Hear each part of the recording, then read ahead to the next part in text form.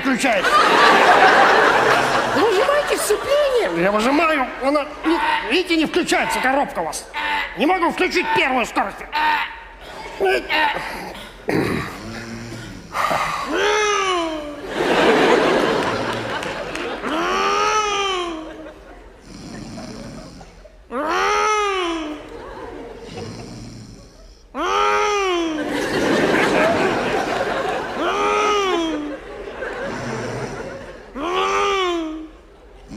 Мы ведем наш репортаж